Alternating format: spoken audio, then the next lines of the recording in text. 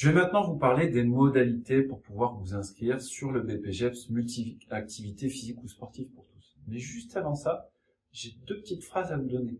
La première, c'est avant de s'inscrire, faut réfléchir. Vous allez me dire, c'est évident. Mais on va creuser un petit peu le sujet. Si vous arrivez pour faire un BP parce que vous aimez le sport, c'est bien, mais c'est pas suffisant. Est-ce que vous aimez le sport ou est-ce que vous aimez les sports? Parce qu'il y a le sport que vous pratiquez, très certainement, mais est-ce que vous aimez les autres? Un BPGEPS multi-activité physique ou sportive, il porte bien son nom, c'est multi-activité physique ou sportive. Autrement dit, est-ce que je m'intéresse aussi, est-ce que j'ai envie de m'intéresser à d'autres sports que le mien? Et puis, l'idée, c'est de se dire, j'aime le sport, j'aime les sports, mais est-ce que aimer les sports, ça veut dire pour autant l'enseigner? Qu'est-ce que vous aimez d'autre? Est-ce que vous aimez communiquer avec les gens? Est-ce que vous aimez transmettre? Il est important de vous questionner sur votre motivation à pouvoir entrer en formation. Maintenant, clairement, aimer les sports, aimer transmettre, c'est pas suffisant pour pouvoir réussir à aller au bout d'une formation. Un BPGEPS APT, c'est une formation qui est intense, pour un métier merveilleux. Je serai pas là en face de vous pour vous en parler, mais c'est quelque chose qui est pas simple et pour lequel, à un moment donné, on a besoin d'avoir une motivation intérieure, une motivation intrinsèque qui est forte. Qu'est-ce qui est nécessaire pour avoir une motivation intrinsèque? C'est très simple. Il faut un projet. On a un deuxième adage, une deuxième phrase qui est souvent le suivant, pas de projet, pas de BP. Il est nécessaire que vous puissiez avoir une réflexion sur votre projet professionnel. Qu'est-ce que j'ai envie de faire à l'issue de mon diplôme? Quel type de métier que j'ai envie de réaliser? Sans cette réflexion, ça va être difficile de garder un niveau de motivation constant et élevé pour être en situation de réussite. Donc, prenez le temps de réfléchir à ce qui vous amène, ce qui vous donne envie de faire ce diplôme. Prenez le temps de réfléchir à votre projet professionnel autour du BPGEPS. Si maintenant vous avez fait les deux, je vais vous dire comment on peut s'inscrire. Alors c'est très simple. Il suffit de vous rendre sur notre site. Vous allez très vite le repérer. Vous avez un onglet qui va vous permettre de vous inscrire et vous allez être amené à remplir un formulaire. Alors dans ce formulaire, il y a pas mal de questions qui vous sont posées. N'hésitez pas à prendre le temps de le faire, à y répondre de manière le plus sérieusement possible.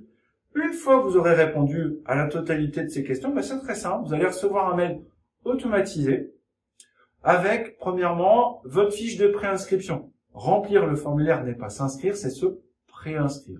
Et accompagné de cette fiche, vous allez recevoir par mail toute une liste de documents que vous allez devoir nous transmettre. Parmi ces documents, on va devoir vérifier de notre côté un certain nombre de prérequis.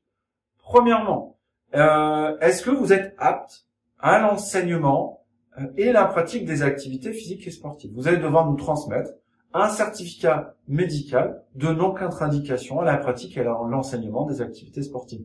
Est-ce que celui que vous avez en tant que pratiquant club est suffisant? La réponse c'est non. On vous a mis un modèle en ligne.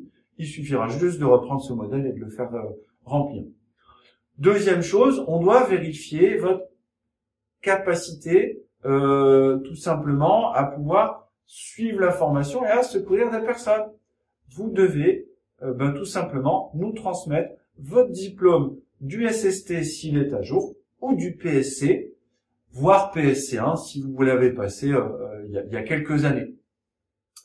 Autre devoir de notre côté, on doit vérifier tout simplement que vous êtes en âge d'entrer en formation et dans les prérequis du diplôme, vous devez à minima avoir 18 ans en sortie de formation, tout simplement parce que vous allez être titulaire d'une carte professionnelle. Pour pouvoir être exercé, il faut avoir 18 ans pour posséder une carte pro. Donc, si vous entrez en formation, que vous avez 17 ans et que vous aurez 18 ans à la fin, c'est parfait. Si vous êtes un peu plus âgé, no problème. D'ailleurs, il n'y a pas de limite d'âge pour entrer en BPGEPS. Dernière chose, en termes de prérequis, vous devez attester de votre honorabilité, autrement dit, attester du fait que vous n'ayez pas fait de grosses bêtises, parce que si on encadre du public, on doit avoir des casiers judiciaires qui sont vierges. Nous transmettre votre bulletin numéro 3, mais également remplir l'attestation d'honorabilité que vous allez recevoir,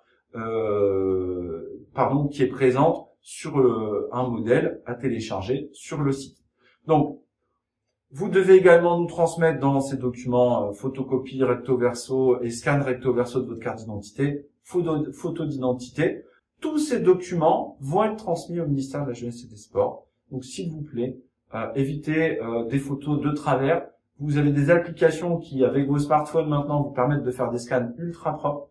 Donc on attend à ce que ces documents soient envoyés en PDF sur des scans de bonne facture. Vous n'êtes pas obligé de tout envoyer d'un coup. Vous pouvez les envoyer au fur et à mesure. À partir du moment où vous aurez complété votre dossier, on vous fera signe et ce qui vous permettra de considérer que vous êtes inscrit à l'entrée en formation. Dès lors, il y a une personne de notre équipe qui va prendre contact avec vous pour vérifier si la formation qu'on vous propose coïncide bien à vos besoins. C'est un devoir de notre côté de vérifier que par rapport à votre projet professionnel, il y ait bien une adéquation entre ce qu'on vous propose là et les prérogatives du diplôme BPGEPS multi-activités physiques et sportives pour tous.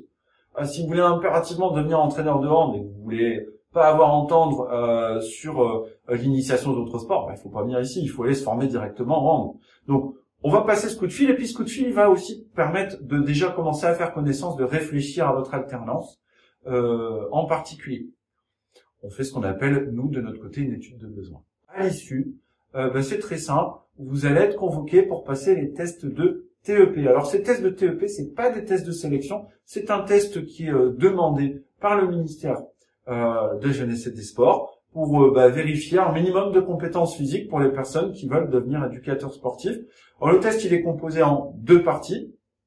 Il y a premièrement ce qu'on appelle dans le jargon test navette.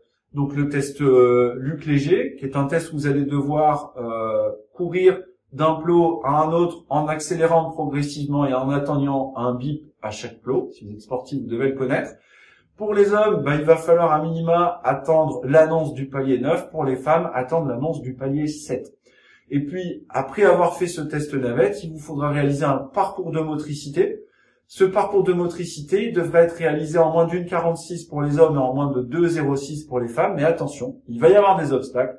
Et si vous les réalisez pas correctement, vous allez avoir des pénalités dans le temps. Pour valider les tests de TEP, il faut réussir ces deux épreuves qu'on vous détaille d'ailleurs sur une vidéo de manière spécifique sur notre site internet. Donc n'hésitez pas à aller sur la rubrique le BPGEPS en détail, vous aurez plus d'infos dessus.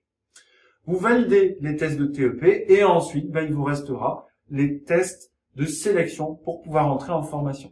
Ces tests de sélection, ils ont pour objectif, pour nous, d'apprendre à vous connaître et de vérifier que vous êtes en capacité d'aller au bout de la formation. Tant sur vos compétences réflexives, tant sur votre projet personnel, que sur des compétences de base de communication. Dans ces tests de sélection, il y a plusieurs épreuves. Vous allez devoir animer une séquence pédagogique, prendre des notes sur un texte qui est lu et répondre à des questions fermées sur ce texte, réfléchir à une question autour de la pratique sportive, réfléchir à une proposition de séance suite à la lecture d'une vidéo, au visionnage d'une vidéo, et puis avoir un entretien avec des membres de DO qui vont faire le point sur votre motivation, votre projet. Bref, là aussi, sur la rubrique BPGEPS en détail, on a une vidéo où je vous raconte tout ça vraiment de manière très précise, où je spécifie nos attentes. Et si vous avez réussi à faire tout ça, et que vous avez trouvé un moyen de pouvoir entrer en formation, bienvenue, on va pouvoir démarrer ensemble et démarrer cette formation du BPGEPS multi-activités physiques ou sportives pour tous.